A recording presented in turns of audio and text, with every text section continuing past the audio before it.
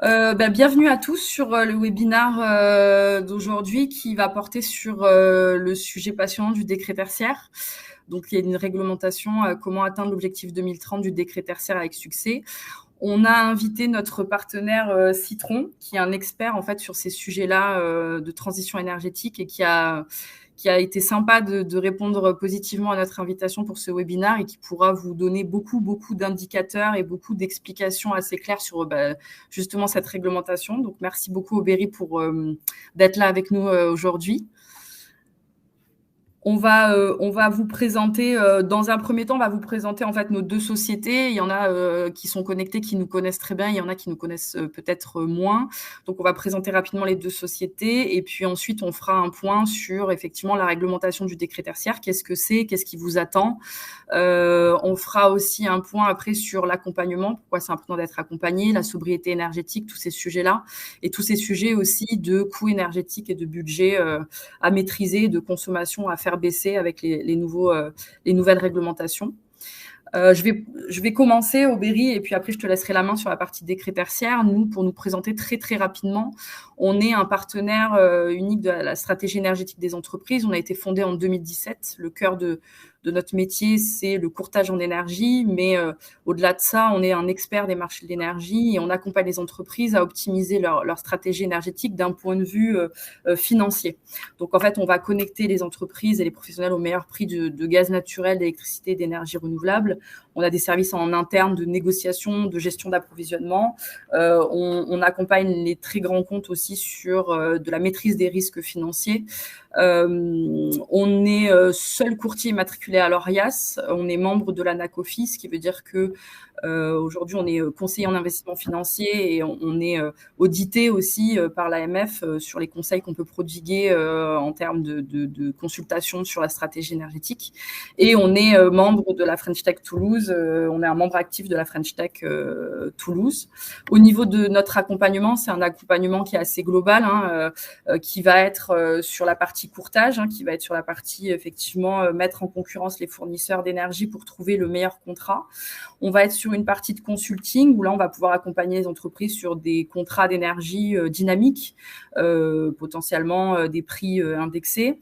On va accompagner les entreprises aussi sur l'accès à de l'énergie verte au meilleur prix via le mécanisme des garanties d'origine. Et ensuite, on a deux offres en fait qui viennent compléter, qui nous permettent d'être pertinents dans la réponse aux enjeux des entreprises. C'est la partie décret tertiaire et la partie pilotage. Et c'est pour ça qu'on se retrouve aujourd'hui, parce qu'on est en partenariat avec Citron sur la partie pilotage, puisqu'on utilise Citron, qui est leur plateforme d'énergie management qu'Aubéry vous présentera. Et on accompagne aussi nos clients et futurs clients sur la partie mise en conformité pour le décret tertiaire. Donc, je vais laisser la main à Aubéry qui pourra du coup venir dans le sujet du décret tertiaire dès maintenant. Très bien, merci beaucoup Mylène pour l'introduction. Donc moi, je vais vous parler un peu de Citron. Donc pour ceux qui ne nous connaissent pas, donc Citron, c'est une PropTech, une Green Tech, voilà, qui existe depuis 2 ans cette année. On est un peu plus de 100 salariés aujourd'hui. On est basé à Suresnes. Et donc, on œuvre pour la transition énergétique de façon. Donc, tout d'abord, historiquement, Citron, c'est un bureau d'études, donc avec des ingénieurs spécialisés en efficacité énergétique, donc qui accompagnent les clients. Nos clients, ce sont des gestionnaires de grands patrimoines immobiliers, que ce soit dans le secteur privé, donc des entreprises, voilà, des industries, que ce soit également dans le public. On peut accompagner des collectivités, des régions, des villes et également des bailleurs sociaux, par exemple. Donc, on a cette partie conseil et on a également développé notre propre plateforme de management de l'énergie, collecter toutes les données inhérentes aux consommations d'un patrimoine immobilier et qui vient les restituer sous forme de tableau de bord pour pouvoir avoir des indicateurs pertinents pour voir comment agir. Donc, nos ingénieurs vont ensuite conseiller nos clients à partir des KPI récupérés par la plateforme pour pouvoir conseiller au mieux nos clients sur les actions justement à mettre en place pour réduire leur consommation énergétique. Donc, on va maintenant parler du décret tertiaire. Je pense que la plupart d'entre vous connaissent les grandes lignes. On va dire un peu de contexte. Donc, le décret tertiaire permet de répondre à 4 enjeux. Tout d'abord, l'enjeu réglementaire qui est évident puisque le décret tertiaire, historiquement, donc c'est la directive européenne qui a été transposée en droit français donc en 2019 donc qui permet donc également de d'autres enjeux réglementaires qui en découlent, comme par exemple le décret BACS, dont on ne parlera pas aujourd'hui, mais on a fait quelques webinaires sur le sujet déjà. Il y a également un enjeu environnemental, donc qu'on connaît tous, voilà, qui est d'essayer justement de limiter justement le réchauffement climatique notamment. L'enjeu géopolitique qui justement va de pair avec l'enjeu financier, puisqu'on l'a vu notamment la guerre en Ukraine a brisé quelque peu les marchés et du coup a créé, on sait qu'il y a une volatilité justement sur les marchés de l'énergie, donc ça sera plus la partie de Capitol qui vous en parlera plus longuement après. Mais donc répondre aux décrets tertiaires, ça permet justement aussi d'être dépendant justement de cette volatilité des marchés financiers. Donc ceci étant dit, on va parler un peu maintenant du décret. Donc oui, je pense que la majorité, justement les grandes lignes, mais donc on va parler déjà de l'assujettissement à ce décret. Donc donc sont assujetties toutes les surfaces tertiaires de minimum 1000 m².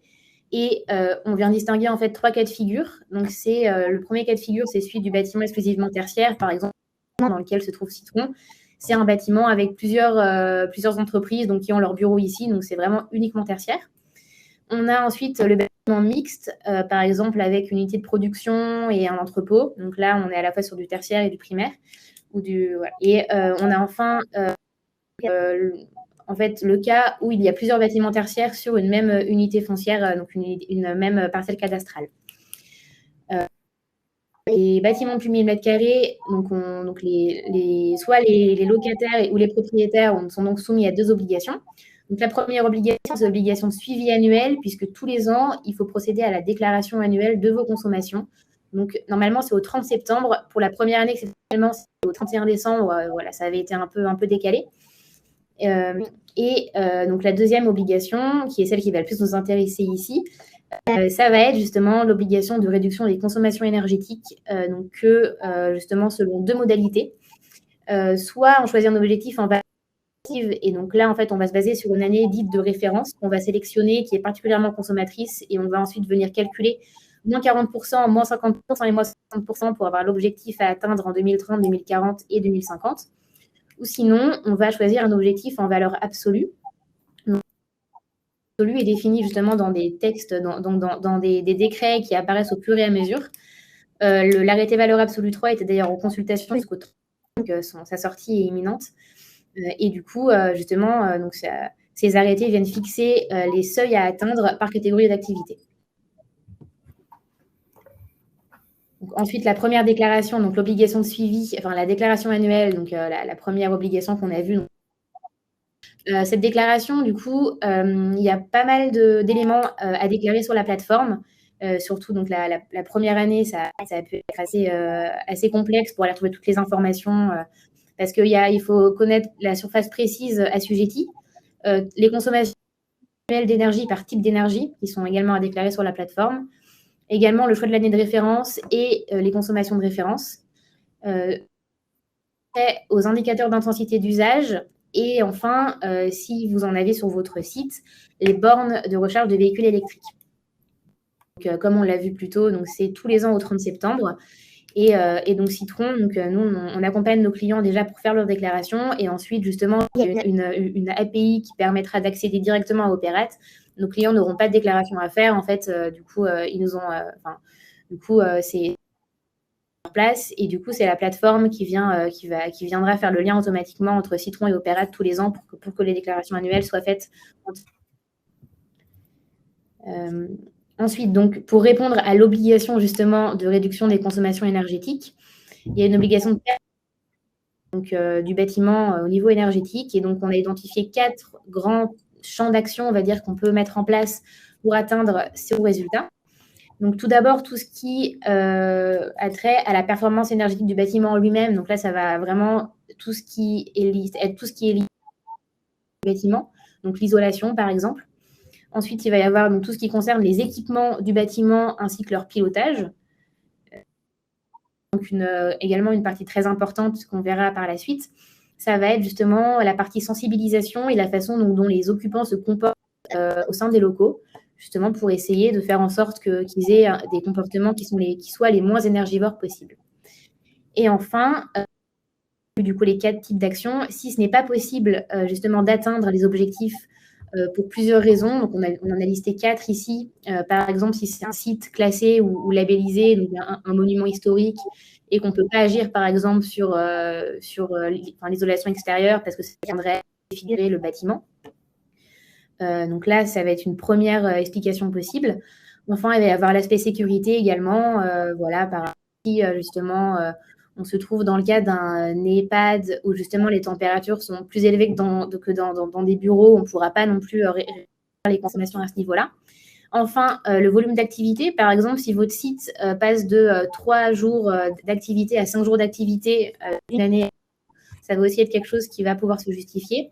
Et enfin, le coût de l'action. Donc, si les actions en fait que vous devrez mettre en place pour atteindre l'objectif, retour sur investissement trop long, enfin trop important et un temps de retour sur investissement trop long, vous allez pouvoir faire ce qu'on appelle un dossier technique de modulation, donc qui se baserait sur un audit énergétique et qui vous permettra justement de justifier pourquoi vous ne pouvez pas atteindre l'objectif demandé par le décrétaire.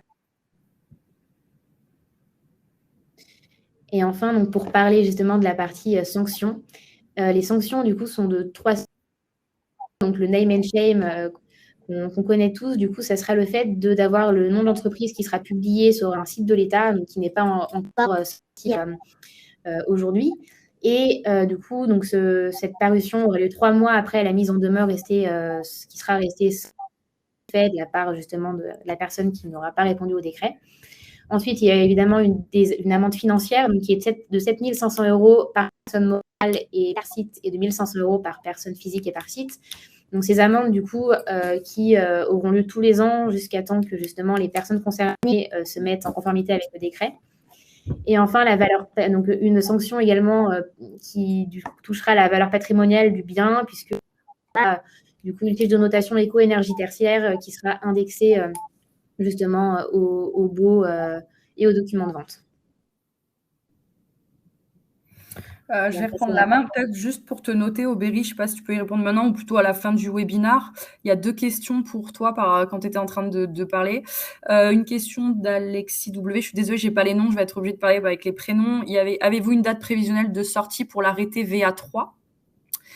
Alors non, c'est pas encore, on n'a pas encore de date prévisionnelle. Il est en consultation jusqu'au 30 mai. En général, ça sort toujours dans les mois après les consultations, mais il y a un webinaire de la DHUP et de l'ADEME qui est prévu pour le 5 juillet. Je pense qu'ils nous en diront plus à ce moment-là. Ok. Et la deuxième question, peut-être que ça, si tu peux y répondre maintenant ou à la fin, c'est dans le cas où le projet est une rénovation d'un bâtiment en inactivité depuis plusieurs années, est-ce qu'on est obligé de prendre la valeur absolue comme référence car il n'y a aucune information du passé? Enfin, il dit n'est-ce pas? Donc, c'est quelqu'un qui pense qu'il est obligé de prendre la valeur absolue comme référence. Ok, bah, je pense que pour ces questions-là qui sont plus techniques, on les fera à la fin, comme ça évite de à la perdre. fin, comme ça tu peux. Ok, ouais, super. ça coûte pas. Parfait. Je te les donne, mais comme ça, on répond à la fin aux questions. J'ai accès aussi. Ouais. Ok, super, merci. Je ne savais pas si tu avais accès. Super, merci beaucoup. Sur l'accompagnement, sur ce qu'a expliqué Aubéry en introduction, nous, on va surtout avoir la brique, effectivement, enjeux financiers. Puisqu'on est conseiller en investissement financier et que les clients qui viennent nous voir au niveau du décret tertiaire, alors il y a l'objectif et l'enjeu de mise en conformité, mais surtout, j'avais pas pensé là ça, il y a 2 gros enjeux en fait qui sont peut-être les vôtres. Le premier, c'est piloter les coûts et les consommations énergétiques, parce que effectivement, comme elle l'a dit, il y a eu une vraie crise sur le marché de l'énergie l'année dernière. Les prix restent encore très très hauts aujourd'hui, mais sont redescendus quand même à des niveaux plus corrects. On en parlera un petit peu plus tard. Et le deuxième enjeu, c'est bien sûr répondre aux obligations légales du décret tertiaire. Et quand j'entends répondre aux obligations légales du décret tertiaire, bien entendu, c'est de ne pas avoir les sanctions financières qui sont prévues en cas de non-conformité. Donc, comment ça se passe, nous, au niveau, les clients qui font appel à nos services pour la partie en conformité au décret tertiaire, sur l'enjeu piloter les coûts et consommation énergétique. En fait, grâce à la plateforme dont vous a parlé Aubéry, ce qui est vraiment très bien, c'est que, vous allez pouvoir suivre votre consommation et les coûts énergétiques associés via la récupération des factures. Mais en fait, c'est une plateforme qui va se connecter d'un côté à Enedis pour récupérer vos courbes de charge et de l'autre à votre espace client pour récupérer en fait toutes les données financières. Ce qui va permettre en fait, quand il y a une dérive énergétique ou un pic de consommation, c'est toujours important pour pouvoir mettre des des actions correctives finalement, de savoir quel jour et à quelle heure ça s'est passé. Donc ça, Citron permet en fait de récupérer la courbe de charge, de récupérer les factures pour voir combien coûtent les consommations. Ça permet aussi tout de suite de voir quand on met des actions d'efficacité énergétique ou de baisse de la consommation, de voir tout de suite sur le budget est-ce que ça a un impact positif ou pas. Puisque c'est vrai que les clients qui viennent nous voir, nous, c'est surtout, à un moment donné, il y a eu une crise, les budgets énergétiques pour certaines entreprises sont très importantes et donc réduire la consommation, c'est avant tout aussi réduire le budget énergie à l'année, quoi. Donc sur la plateforme, on va avoir on va s'appuyer sur ces données-là, consommation, coût, on va analyser les courbes de charge via Enedis, on va aussi pouvoir suivre les puissances atteintes, c'est-à-dire que dans votre contrat d'énergie, vous allez souscrire à une puissance de compteur. Et dans l'utilisation de votre compteur, vous allez atteindre une certaine puissance. Et en fait, cette plateforme-là vous permet en fait de savoir de quelle puissance vous avez réellement besoin. Et si vous avez besoin d'une puissance inférieure, nous, on va pouvoir faire les changements aussi pour vous permettre de baisser le budget acheminement. Et ensuite, il va y avoir, ce que je disais tout à l'heure, une détection des dérives énergétiques. Et ça, c'est hyper important parce que aujourd'hui, nous, on a des clients qui ont surtout sur des multi-sites, points de livraison multi-fournisseurs. On a des clients en fait qui vont avoir des bâtiments avec, je pense à des franchisés sur une activité, par exemple de restauration. Ils vont normalement avoir le même profil de consommation sur l'ensemble des bâtiments. Et en fait, on se rend compte qu'il y a certains bâtiments où il y a des dérives énergétiques parce que des bâtiments vont consommer beaucoup plus que les autres. Ils sont soumis au décret tertiaire et donc il y a certains bâtiments qui ont plus de mal à atteindre l'objectif, qui ont plus de mal à faire à baisser leur consommation. Donc ça, c'est important aussi d'avoir une plateforme technologique, une plateforme SaaS, parce que quand vous devez faire et que vous avez plusieurs fournisseurs, plusieurs points de livraison, plusieurs sites, et que vous devez en fait à la fin, en septembre, relever les comptes sur la consommation effective de votre bâtiment, c'est toujours plus simple de vous aider d'un logiciel en fait qui va collecter la donnée de manière automatique. Donc ça, c'est le premier enjeu que nous, on traite en fait à travers le décret tertiaire, donc coût consommation. Et en fait, concrètement, comment ça se passe au niveau la réponse aux obligations légales du décret tertiaire. Déjà, la première chose à faire, parce que c'est arrivé qu'il y ait des entreprises qui viennent nous voir pensant qu'elles étaient éligibles. En fait, la première étape, déjà, c'est d'analyser le périmètre pour savoir si vous êtes éligible ou pas au décret tertiaire. Parce que parfois, vous pensez que vous l'êtes parce que vous êtes sur un code NAF tertiaire ou parce que vous avez, parfois, surtout c'est l'inverse, vous pensez que vous n'êtes pas éligible parce que vous êtes une entreprise avec une surface de moins de 1000 mètres carrés, sauf que vous êtes en fait intégré à un bâtiment qui, lui, fait plus de 1000 mètres carrés et qui, lui, est soumis au décret tertiaire. Donc ça, c'est vraiment important. Déjà, la première étape, est-ce que je suis soumis ou est-ce que je ne suis pas soumis? Ensuite, on va vous accompagner avec Citron sur l'élaboration du fichier patrimonial qui est demandé par Opérate. Donc là, ça reprend et c'est vraiment un vrai avantage, et je répète, alors pour tous les sites, mais surtout pour les multisites, tout ce qui va être cleaner le périmètre de consommation, calculer l'ensemble de vos surfaces de bâtiment. Donc, on peut faire avec les plans. Il y a des fois des clients qui nous ont demandé, qui étaient dans notre région, de nous déplacer pour pouvoir venir sur site et puis vérifier quelles sont les surfaces qui sont assujetties ou non, parce que parfois il y a un toit qui est ouvert, parfois il n'y a pas de toit, parfois il y a des différentes surfaces parce qu'il y a différentes activités et sous-activités. Donc nous, on va regarder aussi les surfaces du bâtiment, les informations bailleurs, les parcelles cadastrales, et comme le disait aussi Aubéry, c'est qu'on va récupérer des informations sur l'amplitude horaire du bâtiment, c'est-à-dire entre quelle heure et quelle heure en fait il y a de la consommation d'énergie dans le bâtiment, le nombre de salariés par rapport à la surface, pour aussi vous permettre d'avoir une vraie analyse de l'utilisation de la consommation de votre bâtiment. Donc ça, c'est la première étape. Ensuite, il va y avoir un calcul de la N référence qui est chez Citron, pour le coup, qui est fait par les équipes de Citron. Donc là, il y avait une question sur quelle année il faut prendre. Nous, on s'appuie sur l'équipe d'énergie manager de Citron qui va déterminer un objectif en valeur absolue ou en valeur relative. Et ensuite, il y a une mise à jour du périmètre et déclaration annuelle pour permettre en fait d'être en conformité avec la réglementation.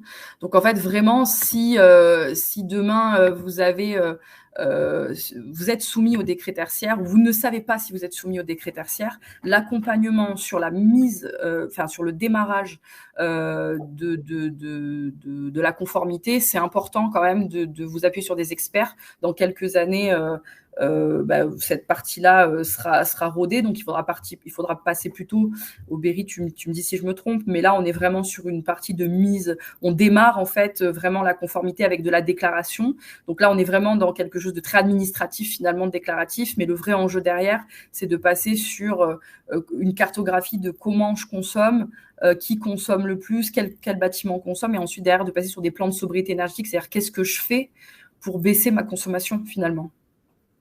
Ça, vous le proposez, ça, cette partie-là là, aujourd'hui, on doit mesurer, mais demain, on doit agir, quoi. Tout à fait. Là, le contexte actuel, c'est surtout vous mettre en conformité sur la partie administrative. Ouais, la partie déclarative. Ouais. Là, j'ai justement une question où Patrick dit, vous ne parlez que des surfaces de plus de 1000 m², mais quid pour celles de moins de 1000 m²? Alors, ça dépend du contexte de la question, mais effectivement, le décret tertiaire, il est que sur les surfaces de plus de 1000 m². Mais encore une fois, si vous avez une activité dans un bâtiment, si vous avez une activité, par exemple, un coiffeur dans un centre commercial, un coiffeur,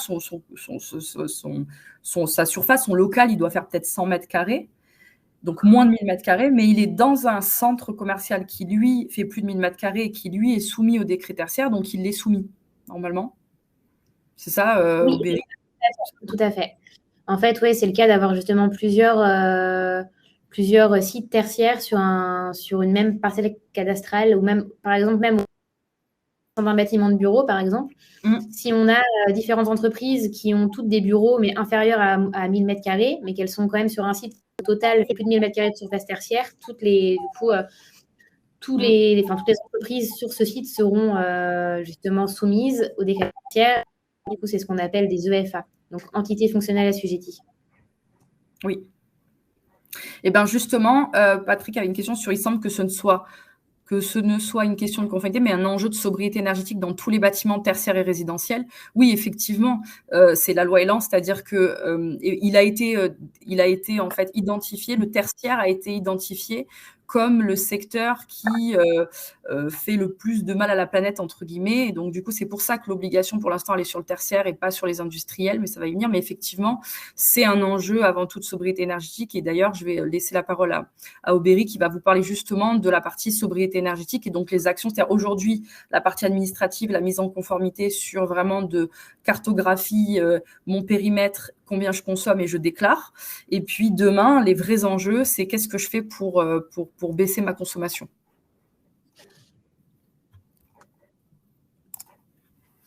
Alors.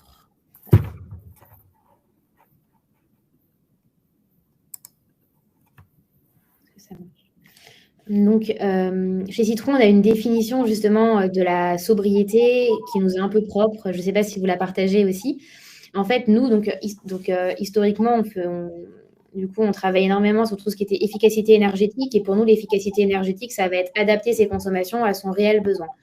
Par exemple, ça va être faire un relamping land, donc avoir exactement, on va dire, la même quantité d'éclairage, mais justement avec de la LED, donc qui va venir moins consommer qu'un éclairage classique. Alors que la sobriété, ça va être réduire son besoin pour réduire ses consommations, donc réinterroger son besoin. Par exemple, baisser la température de consigne ou justement baisser l'éclairage à un moment de la journée où on se rend compte que la lumière naturelle est suffisante.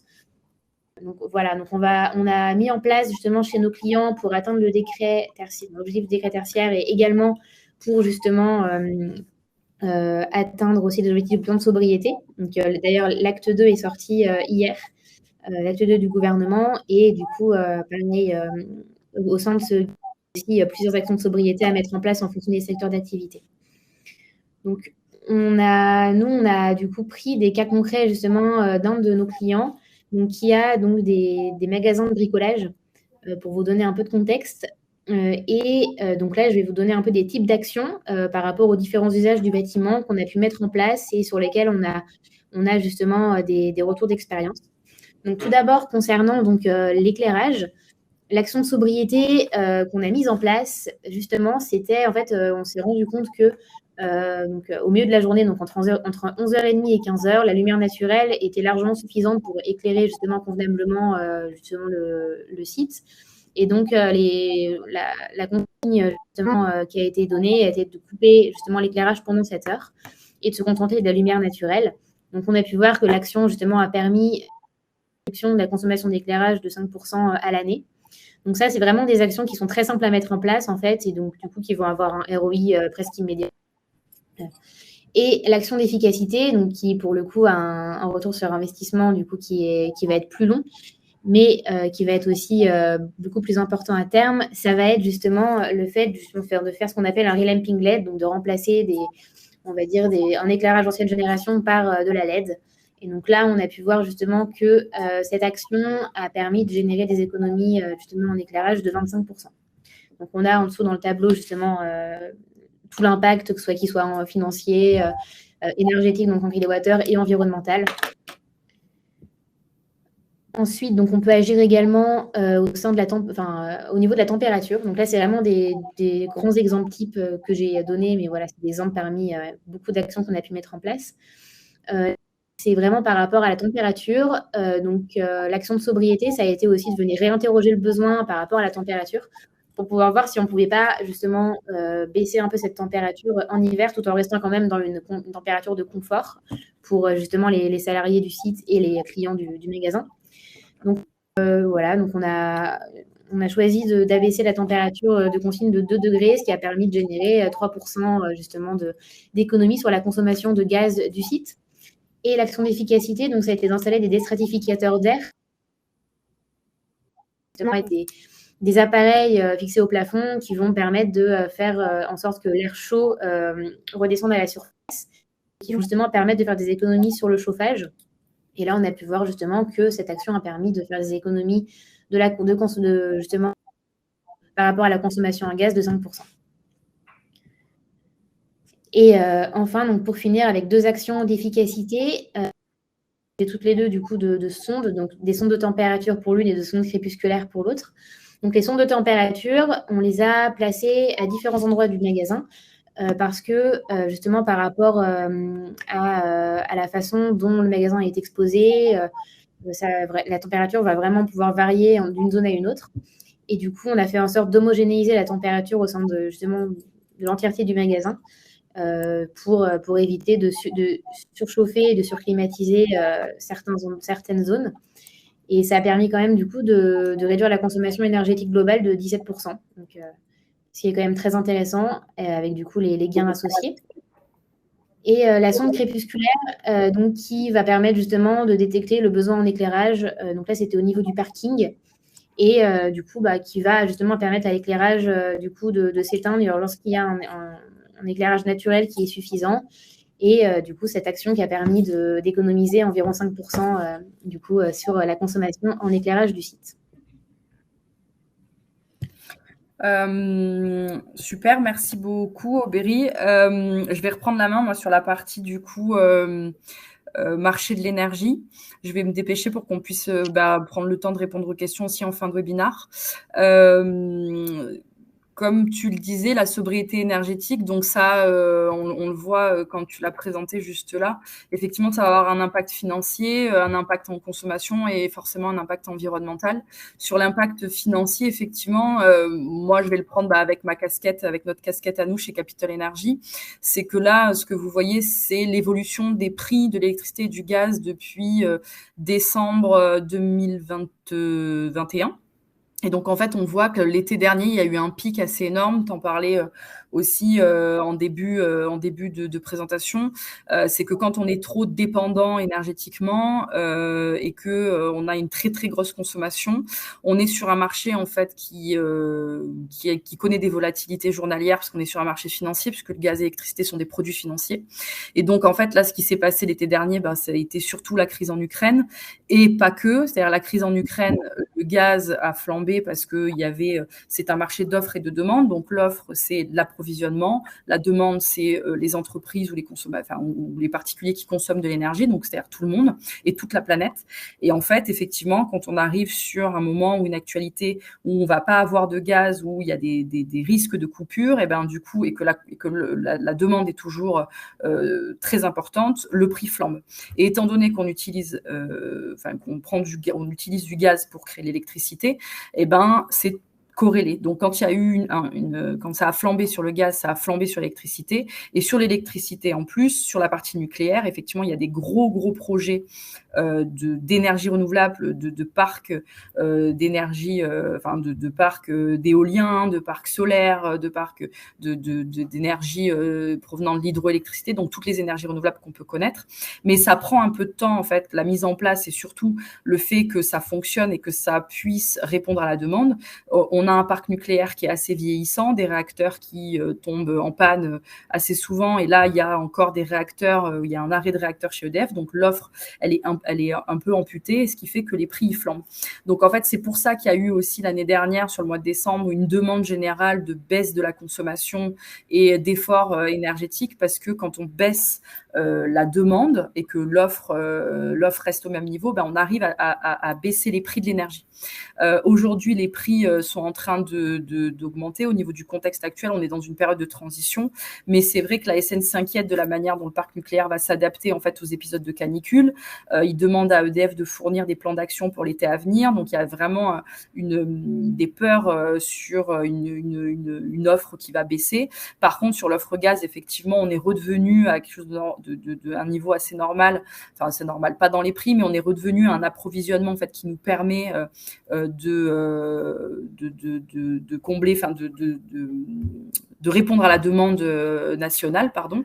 Et donc, c'est vrai que tous ces enjeux de sobriété énergétique permettent aussi sur la partie prix et la partie financière de baisser les prix. Et en dehors de baisser les prix, nous, on a vu des entreprises, on a vu des clients qui sont rentrés vraiment dans des plans de sobriété énergétique, comme tu l'expliquais avant, qui ont mis ces actions en place que tu as montré avant, dont nous, on a pu calculer les impacts sur le budget. Enfin, surtout, c'est qu'on a vu une consommation baisser et donc un budget baisser. Et c'est important aussi pour l'indépendance. Si demain une autre crise devait arriver et que les prix devraient flamber, de maîtriser sa consommation d'énergie permet aussi de ne pas se retrouver dans des situations délicates financières. Ça, je vais passer. Donc je fais le lien aussi entre nous, on fait le lien entre la sobriété énergétique, les enjeux qui sont vraiment très importants pour la planète aussi, mais pour les entreprises, surtout avec les crises qu'on vient de connaître sur la partie financière. Je te laisse la main sur la partie. Donc, c'est vrai que, enfin, juste pour conclure, nous sur notre partie, c'est vrai que nous on a la partie vraiment financière, budget. Vous avez vraiment la partie sobriété énergétique. Et en fait, aujourd'hui, si une entreprise veut vraiment pouvoir maîtriser cette partie-là, elle doit acheter au bon moment. Donc, finalement, dans l'énergie, il n'y a que deux pans. Il y a l'achat d'énergie et ensuite, il y a la consommation d'énergie. Donc, nous, on intervient sur la partie achat et vous sur la partie consommation. Tout à fait. Donc, oui. Donc, nous, on répond au décret en alliant à la fois le digital et l'humain. Donc, c'est vraiment le pari de Citron d'augmenter justement l'homme avec le et donc de pouvoir avoir justement de la data très très fiable et mise à jour régulièrement, mise à jour en temps réel pour pouvoir vraiment déjà détecter toutes les actions et pouvoir vraiment suivre les consommations, détecter les meilleures actions à mettre en place et ensuite justement établir les plans d'action pour atteindre les objectifs du décret tertiaire. Donc, c'est également une plateforme qui est collaborative, donc qui permet à tous les prestataires justement et toutes les parties prenantes d'un projet d'avoir accès aux données. Voilà, donc ce qui permet également de mieux piloter les actifs d'un site. Également tout l'historique, donc sur toutes les années, pour tous les types de consommation, tous les types d'énergie. Et ce qui permet également donc, de la transmission justement en cas justement de changement de propriétaire, de locataire. Et également du coup d'avoir un bâtiment qui est en bonne santé puisque ça permet de détecter les dérives et du coup de pouvoir prévoir les différents travaux à mettre en place. On en a fini, nous, pour ce webinaire. On voulait finir un tout petit peu avant pour pouvoir répondre aux questions. Il y avait beaucoup de questions pour toi, Berry. Si tu veux les voir ou est-ce que tu veux que je te les partage au fur et à mesure Ok. concernant où il va falloir que tu reviennes vers plus tard, je ne sais pas. Il y avait le projet de la rénovation, le projet de rénovation d'un bâtiment en inactivité depuis plusieurs années. Alors, en fait, en général, comme année de référence, là, on prend la première année pleine d'exploitation et mieux de prendre comme objectif la valeur absolue. Je ne sais pas si, du coup, ça répond bien à la question.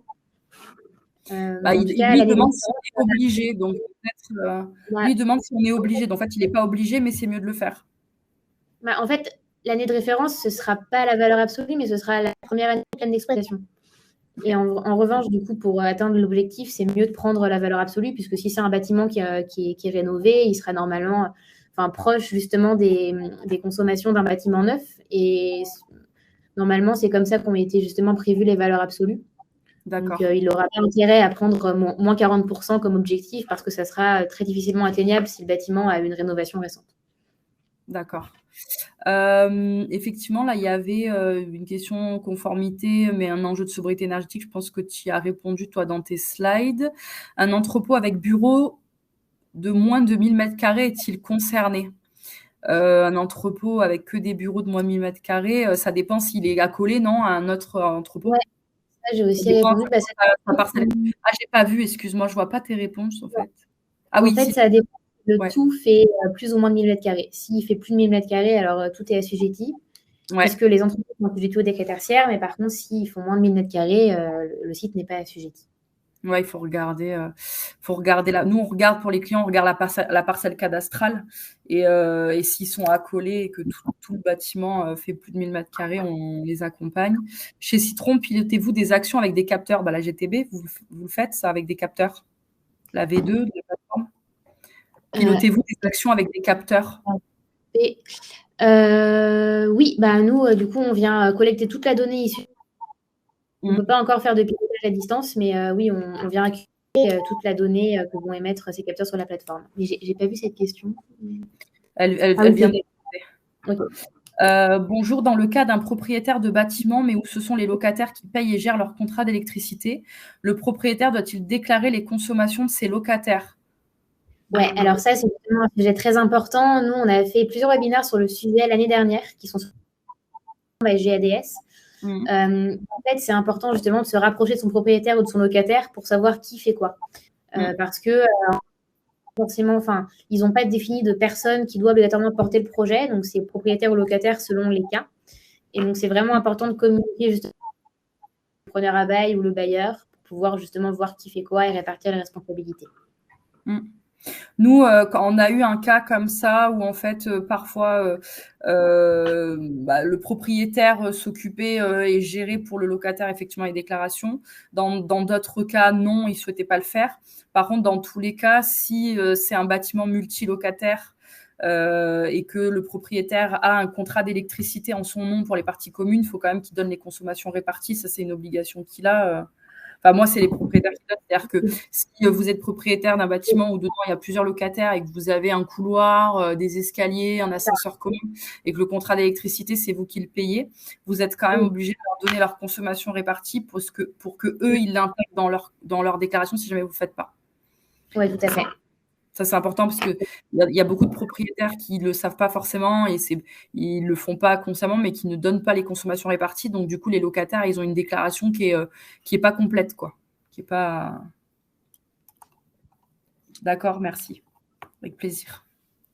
Est-ce qu'il y a d'autres questions ? Il nous reste 4 minutes, je crois.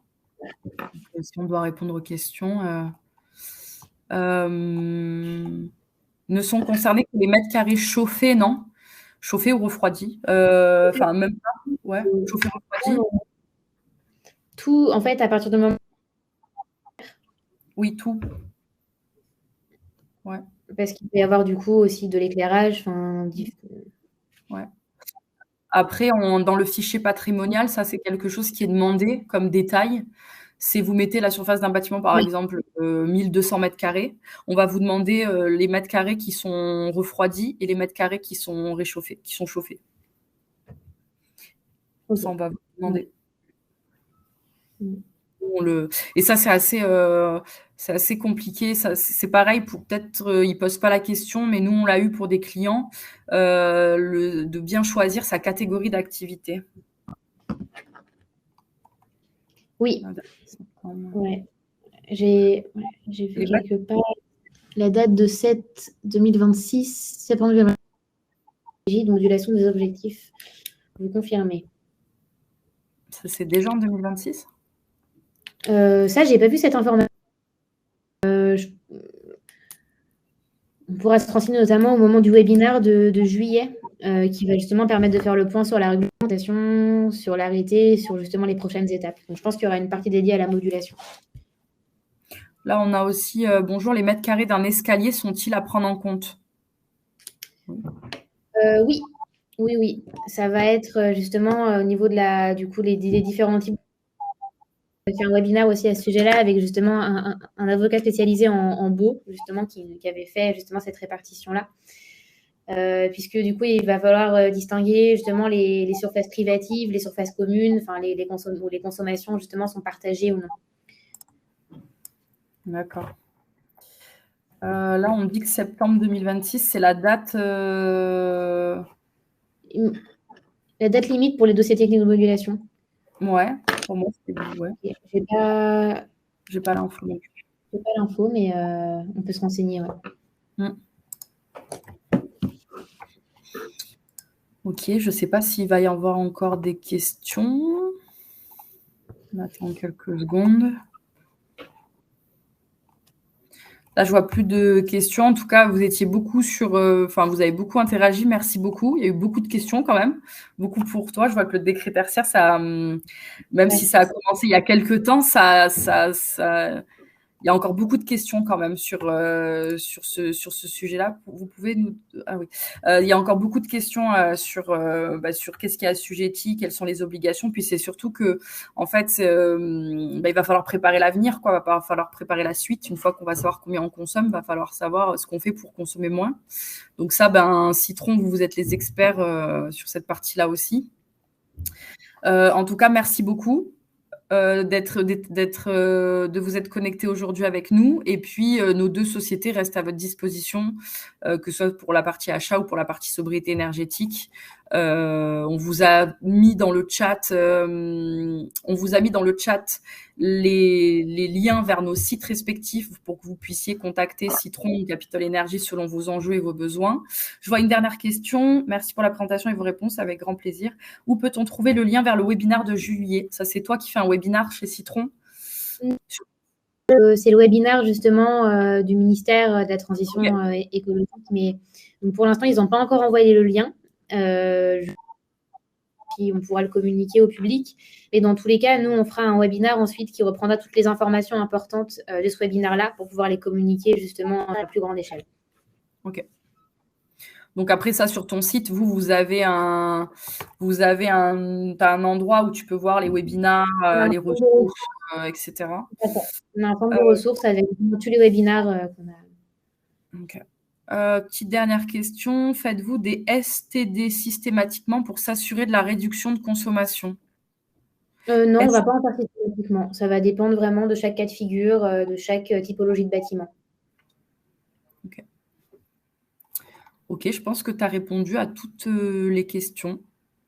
Je pense qu'on a répondu à tout le monde. Merci beaucoup, Aubéry. C'était très sympa. Merci à vous. Et puis, on reste disponible ultérieurement. Si vous avez d'autres questions, n'hésitez pas à nous contacter en direct. Merci beaucoup. Merci beaucoup. Au revoir.